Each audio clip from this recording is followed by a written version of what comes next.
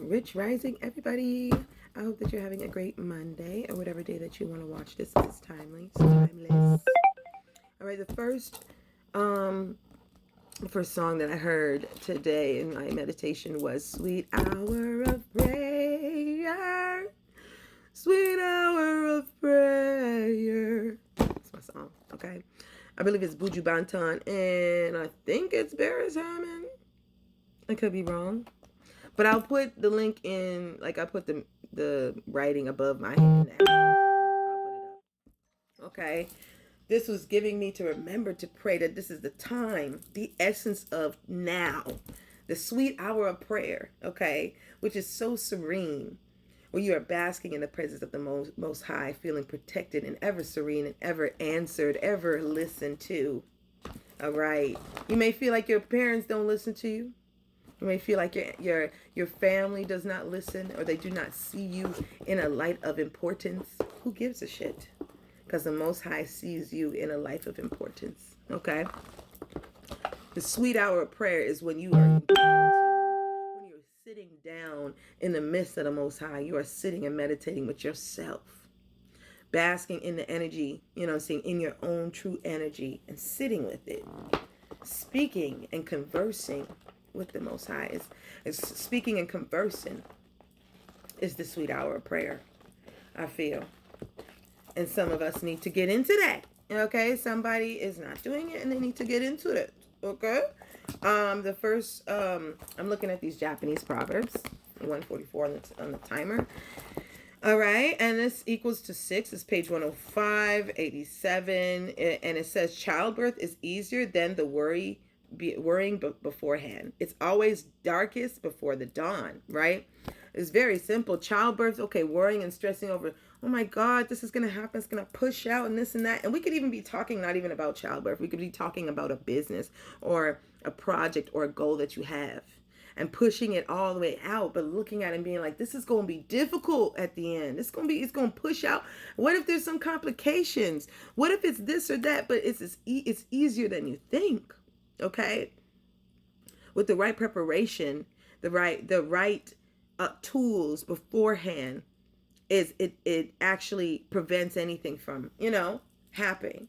It even says here, anxiety over giving birth is a metaphor here for what is in the larger sense of maxim about unnecessary fretting before an event happens. Despite the pain, the result is joy. Okay.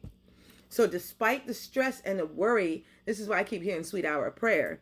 The end, the result is happiness. The result is a blessing. Okay. I heard heavy is that he that wear the crown. All right. So someone is getting heavy, heavy attacks, but it's because of this heavy blessing. Okay. It's because of this heavy blessing. This one too. Okay. 86, but I'm not, okay. They're telling me not to read that. So no, we won't read that. We'll stay focused on the childbirth. Jeez. Woo. It's like they just poked me in the eye, like poke me. What was that? They're like, don't read that. They want you to remember the end game, the bun in the oven. They want you to remember the end game. Did you put everything you needed to do? Like, did you prepare this bun to be baked properly, to rise properly? Okay. So it's like the bun in the oven. So they want to make that clear. What was that? What was that pain? It was kind of letting me know, like like, you know, that pain that you get right in the side, like someone just poked you, like, it's like trying to get your attention. What is that?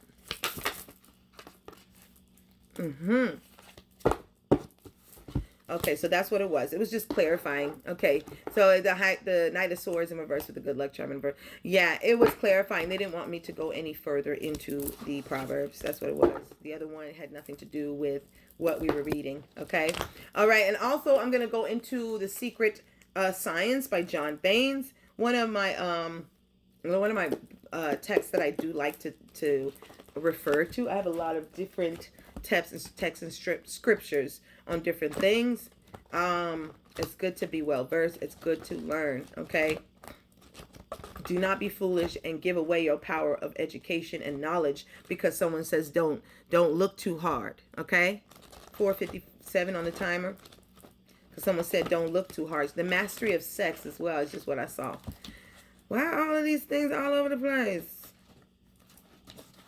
I don't like that. Hold on. What they need to hear for their highest good.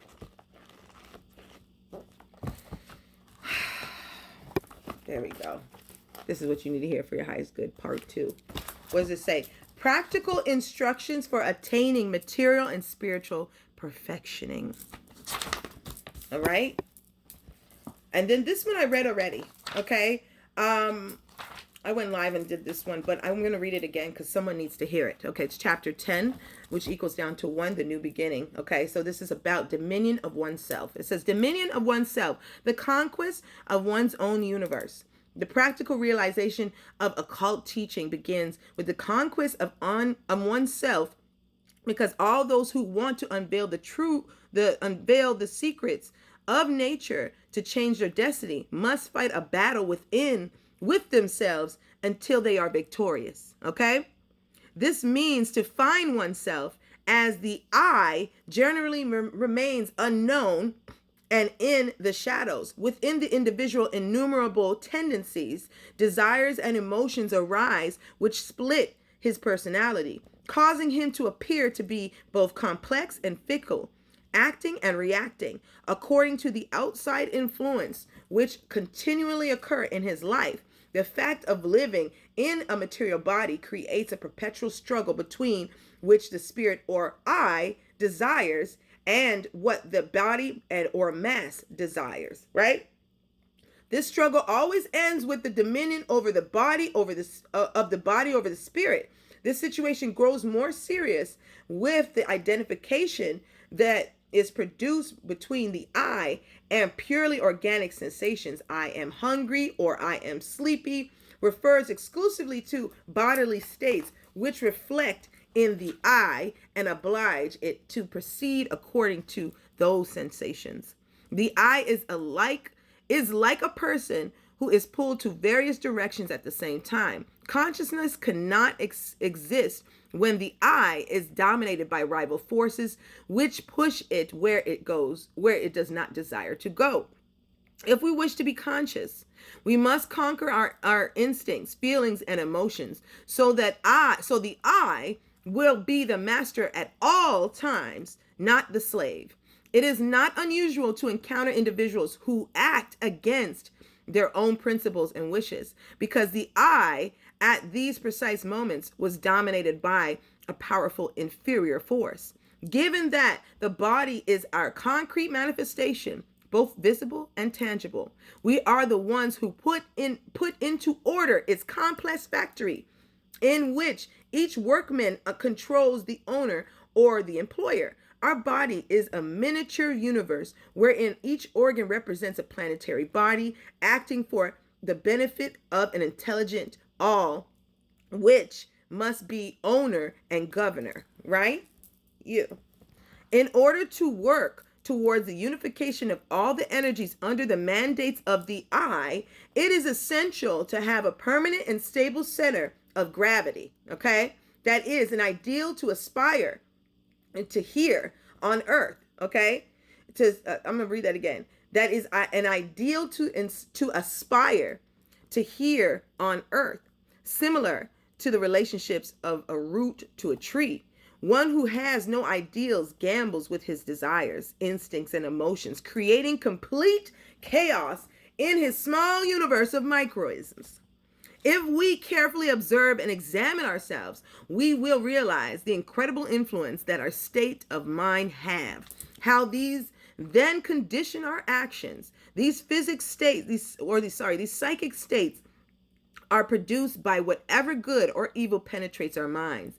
In other words, we are a species of slaves to chance. The many influences that we receive conditions our psychic state, either positively or negatively. The subconscious is a fertile ground which conceives all kinds of seeds, whether good or bad.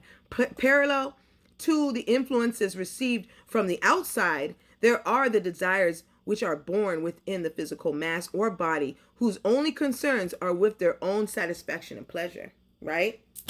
I'll go to part 2 in a minute.